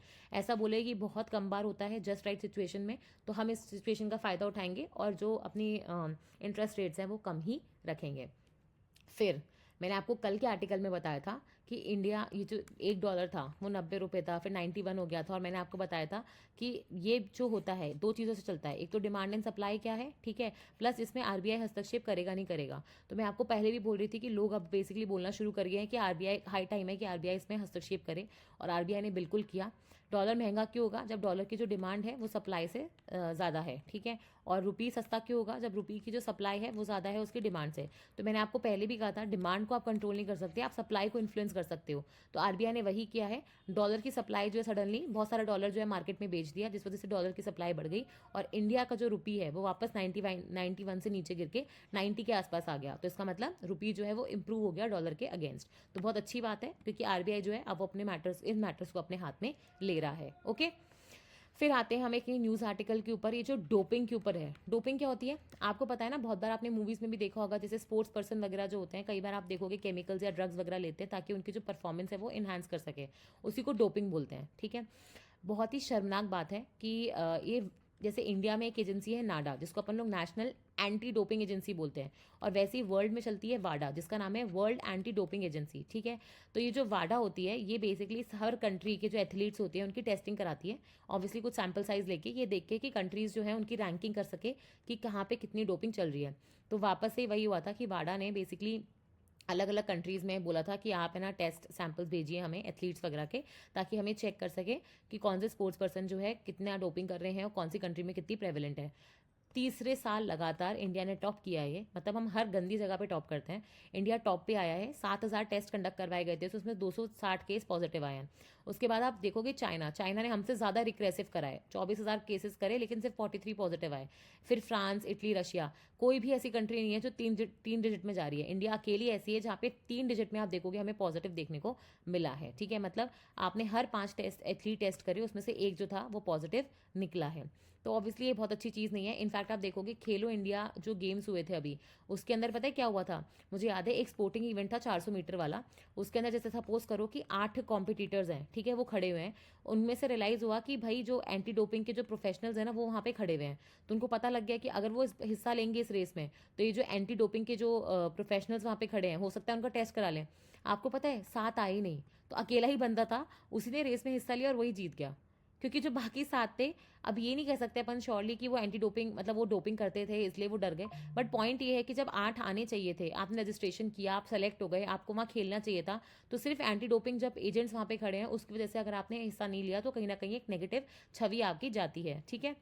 तो इंडिया में आप देखोगे कि अब इंडिया का क्या टिप्पणी है, देखो जब भी ऐसा कुछ होता है ना जहाँ पे इंडिया बुरी चीज़ों में आगे आ रहा है, इंडिया हमेशा क्या कहता है? इंडिया बोलता है कि ये हमारी इंक्रीज्ड टेस्टिंग की वजह से है, कि हमने इतने सारे टेस्ट करने शुरू कर दिए, इस सारे लोग पॉजिटिव आने शुरू हो गए।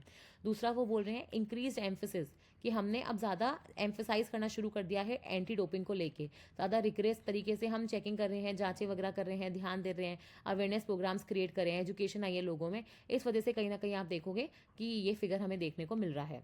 अब कितना सही है कितना गलत ये तो आप मुझे कमेंट सेक्शन में बताना, बाकी तो मैं क्या ही कहूँ, ठीक है।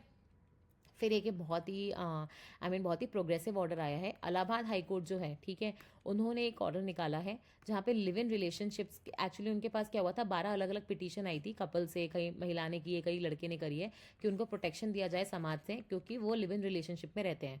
अब पहले अगर आप देखोगे केस आया था जहाँ पे लिव इन रिलेशनशिप्स को आउटराइटली इलीगल मानते हुए बोला गया था कि कोई प्रोटेक्शन नहीं मिलेगा, लेकिन इलाहाबाद हाई कोर्ट ने फाइनली आप देखोगे इसमें बहुत ही प्रोग्रेसिव डिसीजन दिया है। उन्होंने ये बोला है कि live in relationships just because वो मैरिज के बंधन में नहीं है और सोसाइटी उनको एग्री नहीं करती, इसका मतलब ये नहीं है कि वो कंप्लीटली इलीगल है, क्योंकि इसमें भी लोगों का फंडामेंटल राइट छुपा है, उनकी अपनी सहमति से वो लोग साथ में रह रहे हैं। तो ये सरकार की ड्यूटी बनती है कि वो हर नागरिक को, ठीक है, हर नागरिक को सुरक्षा दे और उनके फंडामेंटल राइट्स का कहीं भी हनन ना हो, ठीक है।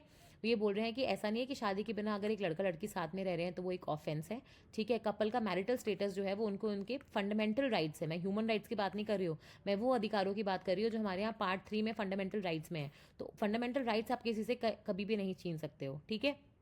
तो बस उसी की बात करी जा रही है। तो ऑब्वियसली देखो ऐसी चीज़ें जब भी होती है ना, हमेशा याद रखना, ये मैं बार बार बोलती हूँ, पहली बात तो मुझे जज मत करना, क्योंकि मैं तो सिर्फ बता रही हूँ जो कोर्ट ने कहा है और जो केस हुआ है। तो प्लीज़ कमेंट सेक्शन में रिफ्रेन करना कि कोई भी ऐसी चीज़ ना लिखो जो किसी के सेंटिमेंट्स को हर्ट कर दे। मैंने ऐसा कुछ कहा है जिससे आपके सेंटिमेंट्स को हर्ट हो रहा है, उसके लिए I am really sorry, but intention वो नहीं था, इंटेंशन सिर्फ न्यूज़ बताना था आपको, ठीक है। दूसरी चीज़ है, सोसाइटी में देखो हमेशा ऐसा होगा कि कोई भी नया जब बदलाव होता है उसको सपोर्ट करने के लिए कुछ लोग होंगे और कुछ उसके बिल्कुल अगेंस्ट होंगे। ऐसा बिल्कुल भी नहीं है कि ये कंप्लीटली सही है और ये कंप्लीटली गलत है, क्योंकि हर किसी का जो अपब्रिंगिंग होता है, उनके जो फैक्टर्स होते हैं, उनके आसपास का जो एनवायरनमेंट होता है, ठीक है, वो सब बहुत अलग होता है, तो इसलिए उनकी जो सोच होती है वो काफ़ी अलग होती है। बट हैविंग सेड दैट, आपको पता है कि सोसाइटी जो होती है कभी भी स्टैटिक नहीं रहती है, सोसाइटी समय के साथ बदलती है। पहले के ज़माने में जहाँ सती करना ओके का समझा जाता था, आज के ज़माने में वो बिल्कुल गलत है। पहले के ज़माने में जहाँ डाउरी लेना सही समझा जाता था, आज के ज़माने में बिल्कुल गलत है। तो सोसाइटी धीरे धीरे, भले ही 100 साल 200 साल में प्रोग्रेस हुई है, लेकिन प्रोग्रेशन की तरफ जाती है।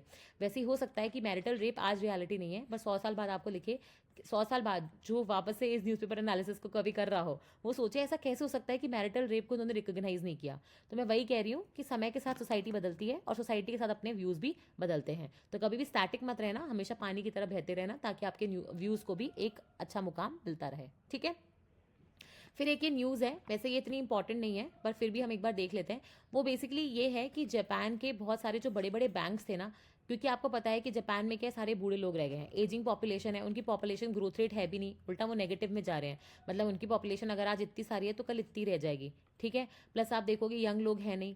प्लस आप देखोगे कि वहाँ पे जापान में इन्फ्लेशन कुछ है ही नहीं। जैसे इंडिया में अगर मैं बोलूँ कि इन्फ्लेशन होता है चाहे 2-3% का ही होता है, तो इन्फ्लेशन होता है, कब वहाँ पे इन्फ्लेशन नहीं है। और चौथी चीज़ है, वहाँ पे बैंक में आपको पैसे रखने की सरकार नेगेटिव इंटरेस्ट रेट देती है। जैसे हमारे यहाँ तो अगर आप बैंक में पैसा लगते हो तो आपको पॉजिटिव इंटरेस्ट रेट मिलता है ना, कि 6% 7%, ताकि वो पैसा मार्केट में घूम सके। जापान में क्या है, क्योंकि मार्केट ही नहीं है घुमाने के लिए पैसा, तो वहाँ पे नेगेटिव इंटरेस्ट रेट है, सरकार चाहती नहीं है कि आप अपना पैसा बैंक में रखो, है ना। ये सब कारणों के कारण आप देखोगे जापान में इन्वेस्टमेंट करने का कोई सेंस नहीं है। तो जापान की जो बैंक है बड़ी बड़ी, अब वो सारी इंडिया की तरफ आ रही है, क्योंकि इंडिया में पॉपुलेशन यंग है, हमारे यहाँ पे ग्रोथ रेट भी अच्छी खासी है, इन्फ्लेशन अच्छा खासा है, और हमारे यहाँ पे इंटरेस्ट रेट भी पॉजिटिव है। तो उनको लग रहा है कि इंडिया जो है एक पॉजिटिव अच्छा मार्केट है, जहाँ पे बहुत कुछ ग्रो कर रहा है। तो बहुत सारी जापानीज बैंक्स जो हैं वो इंडियन बैंक्स के साथ मर्ज कर रही है, उनको खरीद रही हैं। ठीक है। बहुत सारी डील्स हुई हैं, जैसे श्रीराम फाइनेंस हो जाएगा, या फिर आपका ये एवेंडस हो जाएगा। तो बहुत सारी जापानीज इन्वेस्टमेंट बैंक्स वगैरह जो है वो इंडिया में पैर रख रही हैं। तो बहुत सारी डील्स हुई हैं, उसमें बहुत सारा स्टेक खरीदा हुआ है, और obviously it's a win win situation, क्योंकि जापान में उनको कुछ मिल नहीं रहा है, और इंडिया में जब इतना सारा पैसा आएगा तो पैसे के साथ साथ क्या आता है, जापान के एटिकेट्स। जापान में आप देखोगे मॉरल्स बहुत हाई रखे जाते हैं, उनका काम करने का तरीका बहुत अच्छा है, टेक्नोलॉजी पे ज़्यादा फोकस है। ठीक है।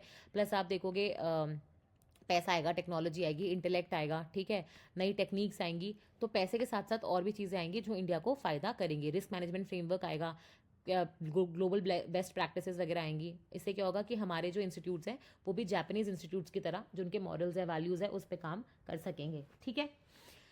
फिर आप देखोगे एक ये आर्टिकल है इंडिया रशिया के लॉजिस्टिक्स अग्रीमेंट में। तो आपने ना हमेशा से सुना होगा, एक मिनट, हाँ, आपने हमेशा से सुना होगा कि जैसे इंडिया और यूएस ने फाउंडेशनल जब अग्रीमेंट साइन करे थे, लेमुआ साइन करा था, हमने कॉमकासा साइन करा था, बेका साइन करा था, है ना। तो उसमें बोल रहे थे कि इंडिया और यूएस के जो रिलेशंस है वो सुधर गए। वैसे आपको पता है कि अभी जो रशियन प्रेसिडेंट आए थे इंडिया के विजिट पे, उसके बाद डिसाइड किया था कि इंडिया और रशिया जो है रेलोआ साइन करेंगे, reciprocal exchange of logistics agreement. इसमें क्या होता है, सपोज करो कि आपकी शिप जो है वो रशिया के पास है कहीं, ठीक है, नेवी या एयरफोर्स, है ना, और फिर वो वहाँ पे जाके उसको फ्यूल चाहिए, या उसको कोई रिपेयर कराना है, उसको कोई मेंटेनेंस कराना है, ठीक है, या फिर आप देखोगे कोई ह्यूमैनिटेरियन असिस्टेंस उसको करना है, कोई फंस गया है, तो उसके लिए क्या होगा, रशिया के जो लोग हैं वो उसको सपोर्ट करेंगे। और वही वाइस वर्सा है इंडिया के साथ, कि इंडिया में अगर कोई रशियन शिप आई, कोई एयरबेस है, कोई नेवी है ना, कुछ भी है, तो वहाँ पे क्या होगा, उनको प्रॉपर सपोर्ट मिल जाएगा। इसीलिए होते हैं ये अग्रीमेंट्स। ठीक है। एक तरीके से जब आपका मिलिट्री का फॉर्मेशन होता है, वॉरशिप्स होता है, आप साथ में जब मिलिट्री एक्सरसाइजेज वगैरह करते हो, ह्यूमैनिटेरियन असिस्टेंस करते हो, तो आप देखोगे रशिया और इंडिया साथ में एक दूसरे को हेल्प करेंगे, म्यूचुअल यूज़ कर सकते हैं एक दूसरे के बेसिस का। तो आप ये सोचो कि आर्कटिक में रशिया के पास टोटल 40 आप देखोगे एयर बेसिस और सी पोर्ट्स है, जो इंडिया को एक्सेस मिल जाएगा, और वैसे ही रशिया को इंडियन ओशन में एक्सेस मिल जाएगा। तो दोनों के लिए ही फ़ायदा रहता है। फिर ये तो बस छोटी सी न्यूज़ है कि इंडिगो को लेके, कि इंडिगो का पूरा मामला तो चल ही रहा है। आपको पता है कि डीजीसीए जो है, सिविल एविएशन अथॉरिटी जो है, वो तो इस पर ध्यान रख के ही है।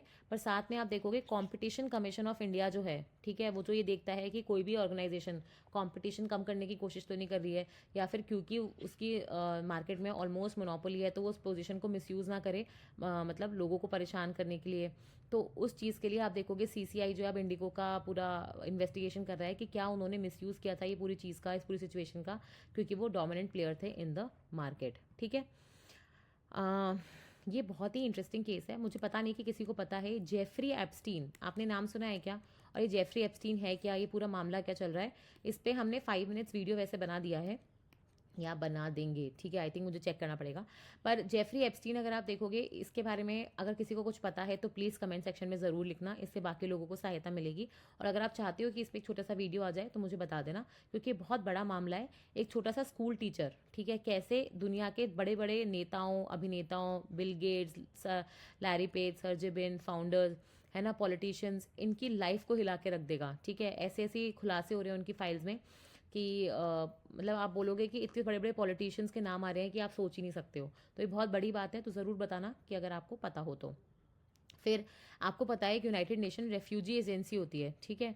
तो पहली बार ऐसा होने वाला है कि रेफ्यूजी एजेंसी को जो हेड करेंगे वो फॉर्मर रेफ्यूजी होंगे, जिनका नाम है बराम सली। ये बेसिकली आपने सुना होगा, ये जो इराक के फॉर्मर प्रेसिडेंट भी रहे हैं। और साथ में आप देखोगे, जो आपको पता है इराक, टर्की और यहाँ वाले देशों से एक कुर्द्स मूवमेंट चल रहा है। मैंने आपको पहले भी बताया न्यूज़पेपर एनालिसिस में, कुर्दिस्तान चाहते हैं वो अपना एक खुद से, ठीक है, कुर्द लोग हैं। तो ये कुर्द लोगों को लीड करने वाले मतलब पूरे रिबेलियस लीडर भी थे। तो और ये खुद भी रेफ्यूजी रहे हैं। तो पहली बार ऐसा होगा कि एक रेफ्यूजी एजेंसी को जो लीड करेंगे वो खुद एक रेफ्यूजी होंगे। और ये बहुत बड़ी बात होती है, क्योंकि आप उनकी प्लाइट को समझ पाओगे। और पूरा जनरल असेंबली में इलेक्शंस हुए थे और ये बहुत ही थम्पिंग मेजोरिटी के साथ वहाँ पे जीत के आए हैं। और उसके बाद आप देखोगे फिर से बांग्लादेश धधकने लगा है। बांग्लादेश में एक्चुअली हुआ क्या है, कि एक लीडर हैं उनके, बेसिकली हादी जी, ठीक है। वो ये चलाते हैं, इंकलाब मंच चलाते हैं, जिन्होंने शेख हसीना के खिलाफ, और शेख हसीना जो इंडिया के रिलेशंस हैं उनके खिलाफ बेसिकली काफ़ी ज़्यादा प्रोटेस्ट किया था। और वो शेख हसीना को आउस्ट करने के लिए उन्होंने काफ़ी ज़्यादा लोगों को भी भड़काया था, मतलब सपोर्ट लिया था। उनकी है ना गोली मार के हत्या कर दी जाती है। और वहाँ के लोग जो है बेसिकली, उन्होंने जो वहाँ के जो 2 मेन न्यूज़पेपर्स थे, ठीक है, जो वो बोल रहे हैं कि जिनके इंडिया के साथ लिंक है, उनके ऑफिस को जला दिया है। प्लस आप देखोगे इंडिया पे प्रेशर बना रहे हैं कि शेख हसीना को वापस भेजो, ठीक है। इंडिया पे इल्ज़ाम लगा रहे हैं कि आप है ना हमारे यहाँ पे लोगों को आके मरवा रहे हो। तो बहुत ज़्यादा सिचुएशन ख़राब हो गई है बांग्लादेश में। अब देखना यही है कि आगे क्या होगा। ओके। और एक मिनट, ये लास्ट आर्टिकल है, वो है इसके ऊपर, ये मैंने अपने पहले भी पढ़ा था। एक स्कीम थी प्रधानमंत्री कौशल विकास योजना, ठीक है, जिसमें आप लोग स्किल्स देने वाले थे। कौशल विकास योजना जिसके अंदर अपन यूथ को स्किल्स देने वाले थे, ताकि उनको इंडस्ट्री रेलिवेंट स्किल्स देके उनका जॉब लगवा सकें। तो लगभग 1 करोड़ यूथ को स्किल्स देनी थी, ठीक है। और ये 2015 में आई थी, इसके 3-4 फेज आए थे, फिर बढ़ाते चले गए थे। इसके अंदर कैग ने ऑडिट करी और पाया कि बेहद ज़्यादा, बहुत ज़्यादा इरेगुलरिटीज़ हैं। मतलब उन्होंने ये बोला कि इंस्टीट्यूट्स, ठीक है, वो एग्जिस्ट ही नहीं करते थे। और जिस दिन बेसिकली चेकिंग होने वाली होती थी उसी दिन वो लोग 2 बैच लगा देते थे। फिर आप देखोगे बहुत सारे लोगों के जो अकाउंट है वो यही है, अकाउंट नंबर सेम है, सेम ही फोटो चिपका रखी है। तो बेनिफिशरीज जो होती है, गलत बेनिफिशरीज को पैसा जा रहा है। तो वो बोल रहे हैं कि सेम ही फोटोग्राफ यूज़ करी है। 34 लाख कैंडिडेट्स को जो है सेम फोटो पे पे आउट दे दिया गया है, ठीक है। इनफैक्ट आप देखोगे कि यहाँ पे देखो आप कि जहाँ पे बैंक अकाउंट की डिटेल्स भरनी थी वहाँ पे 00000 NA ऐसी सब चीज़ें भरी हैं। फिर भी आप देखोगे लोगों को पैसा चला गया है। वो ये बोल रहे हैं कि लगभग 95 लाख लोग हैं ना, उसमें से 90 लाख लोग जो हैं उन्होंने ऐसी सब उल्टी सीधी इन्फॉर्मेशन भरी है। इनफैक्ट आप देखोगे सिर्फ 12,000 यूनिक बैंक अकाउंट्स थे जो आप यहाँ से निकाल सकते थे। सरकार ने ये कहा कैग से कि वो इसलिए ऐसा हुआ है कि पहले आपने बोला था कि हम लोगों के बैंक अकाउंट लेंगे, उसमें पैसा डालेंगे, बाद में बोला कि आधार से जो उनका बैंक अकाउंट लिंक्ड है उसमें डायरेक्टली पैसे ट्रांसफर होंगे। तो ये एफर्ट फिर लिया ही नहीं गया, लोगों के बैंक अकाउंट्स लिए नहीं, और उसकी जगह कुछ भी 00 NA वगैरह डाल दिया गया। तो फिर कैग ने कहा ठीक है, हम एक काम करते हैं, जो आपकी तरफ से रिस्पॉन्स आया है इसको भी चेक करते हैं और कैंडिडेट्स की जो डिटेल्स है उसको मैच करते हैं डीबीटी के साथ। तो उन्होंने ये देखा कि सिर्फ 24 लाख, मतलब 25% सर्टिफाइड कैंडिडेट्स थे ना, वो एक्चुअली एलिजिबल थे इस पेमेंट को लेने के लिए। और उसमें से भी सिर्फ 17% थे जिनके पास सक्सेसफुली पैसे पहुंचे हैं। उसके बाद वो पैसे पहुंचे ही नहीं है लोगों के पास, ठीक है। तो ये जो डिस्क्रिपेंसीज थी इसको लेके आप देखोगे यूपी, बिहार, राजस्थान में तो बहुत ज़्यादा ही डिस्क्रिपेंसीज पाई गई हैं। अब सरकार ये बोल रही है कि वो जो लाइव फोटो नहीं खिंचती है, लाइव फोटो होगी, जियो ऑथेंटिकेशन किया जाएगा, लाइव अटेंडेंस डैशबोर्ड होगा, बहुत सारी चीज़ें करी जाएंगी ताकि ऐसी स्कीम्स के अंदर ये जो फ्रॉडबाजी होती है ना वो ना हो। तो ये था हमारा पूरा न्यूज़पेपर एनालिसिस। आपने देखा होगा कि आज के जो न्यूज़ आइटम्स थे वो काफ़ी डिफरेंट थे, पर बहुत ज़्यादा अलग अलग सेक्टर से थे। कुछ आप देखोगे एक्सटर्नल रिलेशन से थे, कुछ आपकी इकोनॉमी से थे, कुछ आपकी पॉलिटी से रिलेटेड थे। तो लगभग आपके सारे जीएस पेपर्स का यहाँ पे रिवीजन हुआ है। अगर आपको पसंद आ रहा है तो ज़रूर लिखिएगा, हमें बहुत खुशी होगी कि आपको अच्छा लगता है। और फिर से मिलेंगे हम लोग। Thank you.